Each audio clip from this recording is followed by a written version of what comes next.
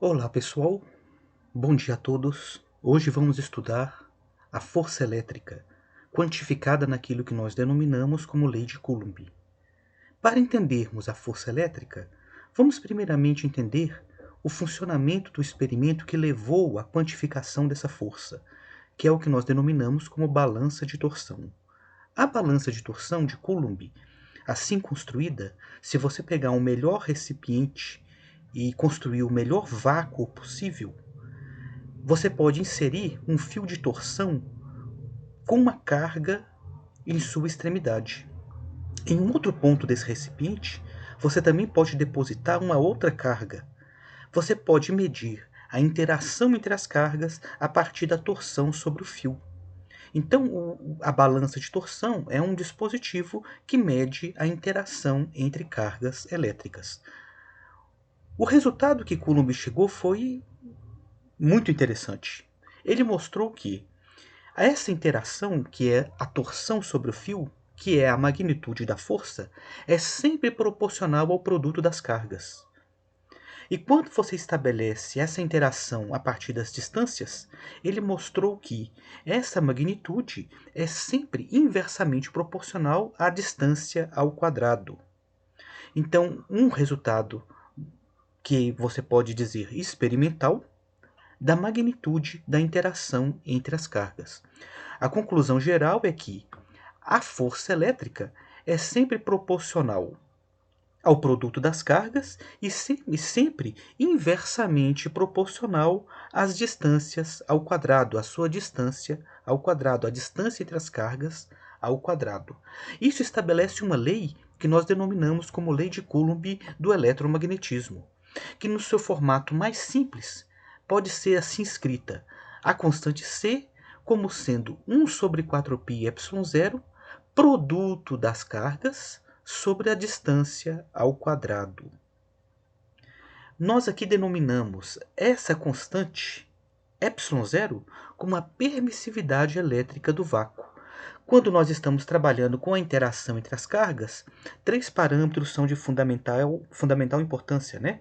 O valor da carga, as cargas de interação, a distância entre as cargas e o meio em que essas cargas se encontram, né? Então a força ela depende desses três parâmetros, né?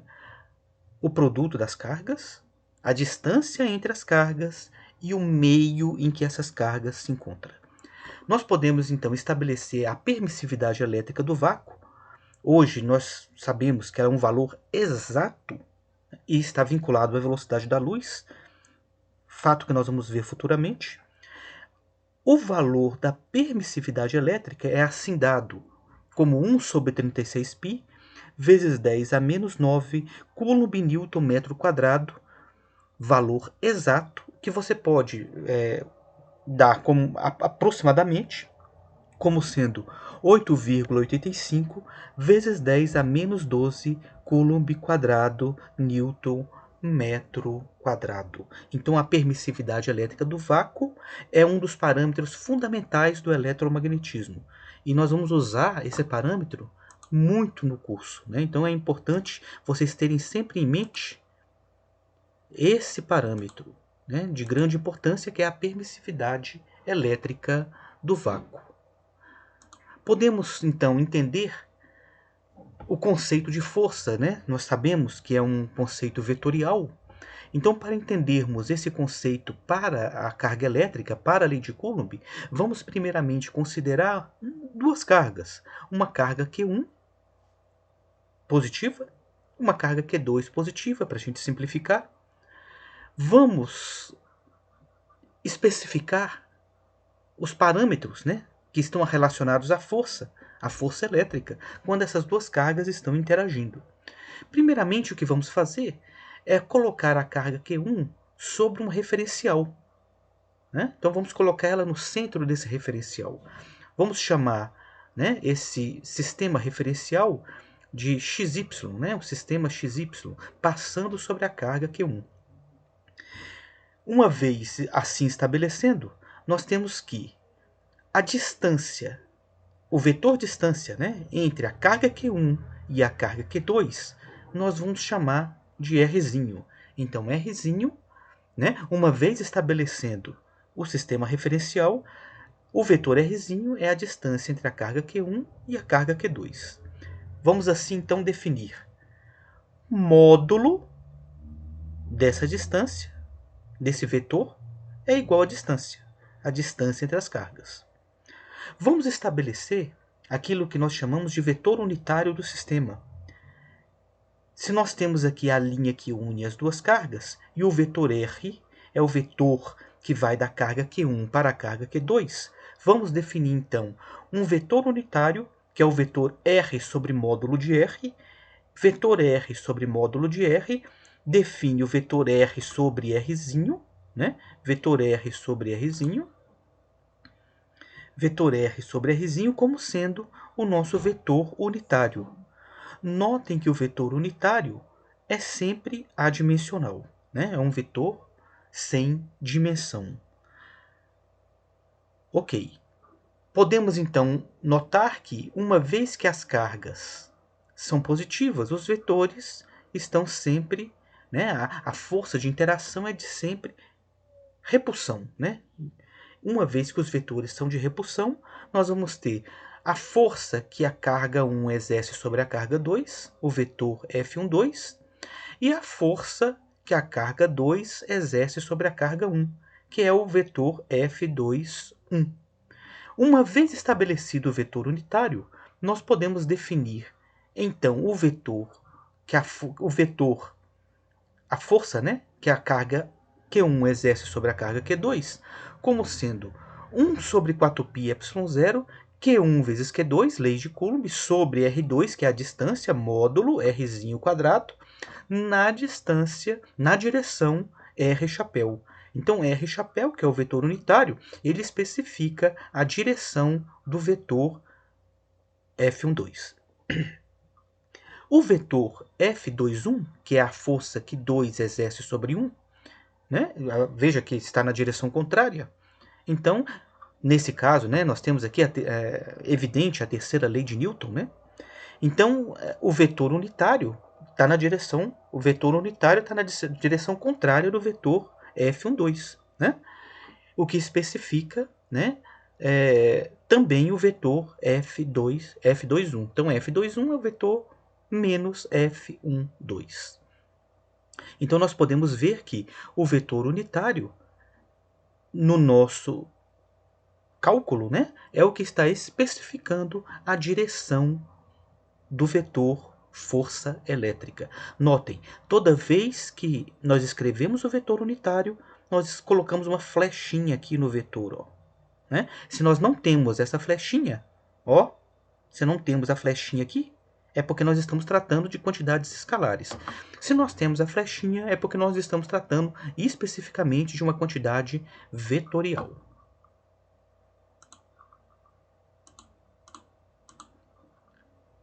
Né? Vamos pegar aqui, né, um exemplo. Se nós tivermos muitas cargas, um sistema com muitas cargas, como é que nós, então, estabelecemos a força? Então, isso é o que nós chamamos de princípio da superposição, né? Então, o que é o princípio da superposição? O princípio da superposição é que a força que atua sobre uma carga do sistema é a soma aos pares, das interações aos pares, das cargas de todos os sistemas com relação à carga que você quer calcular a força, né? Então, nós estamos aqui sempre somando forças aos pares.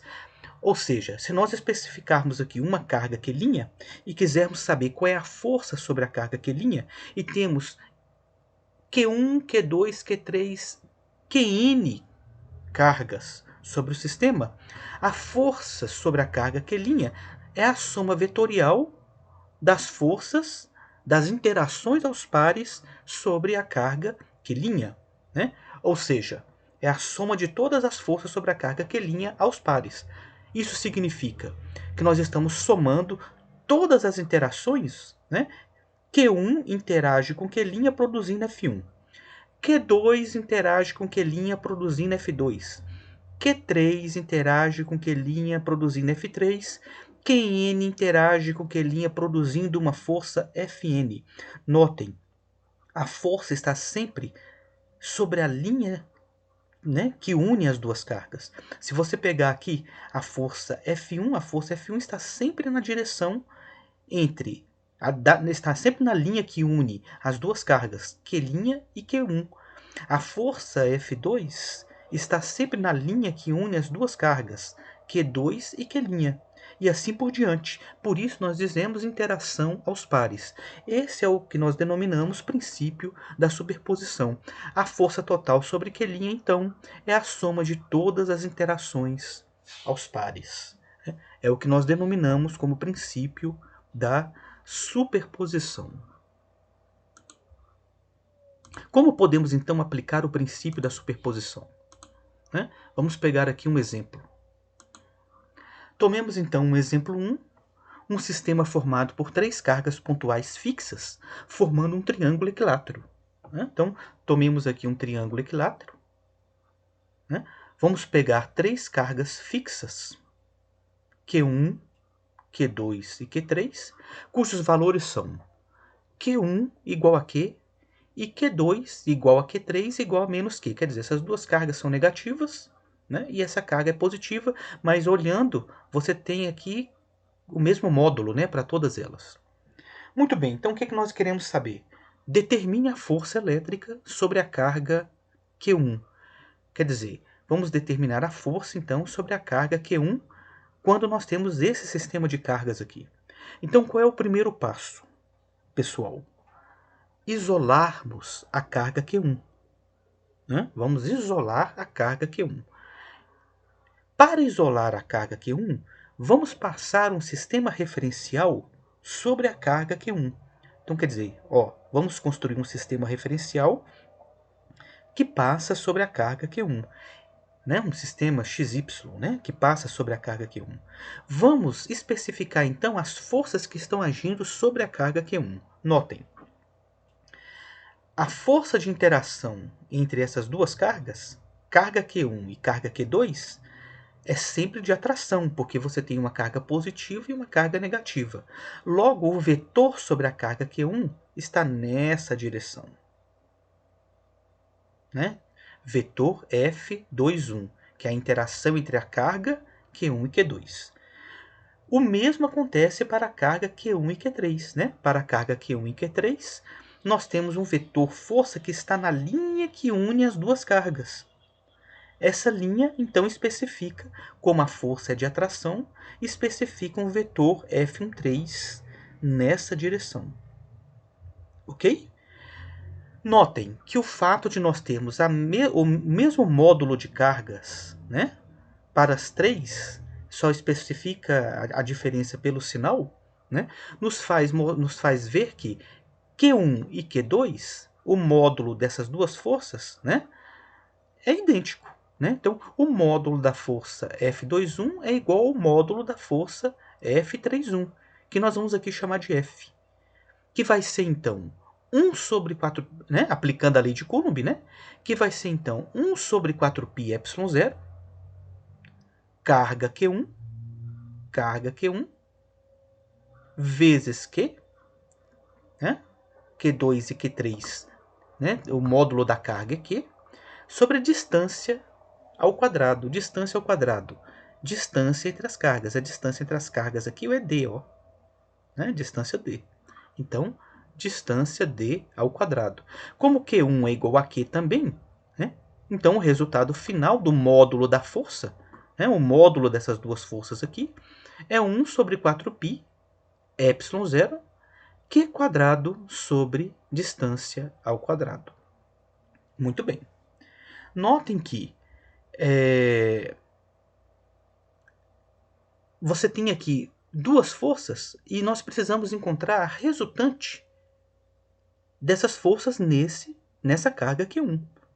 Então, uma vez especificando esse sistema referencial, nós podemos decompor a força F2, F21 e F31 nesse sistema referencial. No eixo Y, como fica essa decomposição? É a soma de todas as forças na direção X. Isso tem que ser... Isso é zero. Se você projetar o vetor F21 nessa direção Projetar o vetor F31 nessa direção, observe, os vetores têm sinais contrários, né? Cancela. Então, a soma das componentes, né, a soma das forças na direção x é igual a zero. Né? Para esse caso, né, específico desse exemplo aqui. Né? A soma é igual a zero. Por outro lado, qual é a soma no eixo y? A soma no eixo y é a projeção dos vetores na direção y. Né? Então, projetar o vetor F21 na direção y, projetar o vetor F31 na direção y. Notem que agora nós temos uma soma. Né? Os vetores se somam nessa direção aqui. Logo, na direção y, nós vamos ter o módulo da força projetado na direção y, ou seja, o módulo da força vezes o cosseno desse ângulo aqui, que é o mesmo para esse vetor e para esse vetor. Então, projetar o vetor F12 nessa direção e o vetor F31, né, nessa direção, é equivalente, eles têm o mesmo módulo e têm o mesmo ângulo, né, porque o triângulo é equilátero. Logo, nós temos duas vezes 1 sobre 4πε0 Q quadrado sobre D vezes o cosseno de 30 graus, né? Porque esse ângulo todo aqui, ó, observem, esse ângulo todo aqui tem que ser 60, que é esse ângulo aqui, ó. Esse ângulo todo aqui é 60. O referencial passa, né, no meio da carga aqui, dividindo o ângulo em duas partes de 30. Logo, a projeção se dá num ângulo de 30 graus. Isso faz com que o cosseno, né, de 30 seja raiz de 3 sobre 2. Logo, nós temos como resultado, substituindo, raiz de 3 sobre 2, cancela o 2 com o 2. Nós vamos ter que a força na direção y, já somando as duas componentes, é igual a raiz de 3 sobre 4πε0, Q quadrado sobre D quadrado. Esse é o módulo da força na direção y. Módulo da força na direção y. E se você quisesse escrever o vetor força elétrica atuando sobre a carga Q1? Ora, o vetor força elétrica que está atuando na carga Q1 tem sempre essa direção aqui, ó, que é o somatório das forças que age sobre ela. Veja, esse vetor está na direção menos y. Né? Então, menos o módulo da força, raiz de 3, 4πε0 Q quadrado sobre D, 2. Em qual direção? Na direção y chapéu, que é o vetor unitário do nosso sistema. Y chapéu e x chapéu. Sistema cartesiano, logo a força, né? O vetor força elétrica, então, é dado por essa expressão. Então, esse aqui é um exemplo, né, de aplicação do princípio da superposição. O que nós vamos entender? Que, partindo do conceito da força, nós podemos também construir outras grandezas importantes. Né?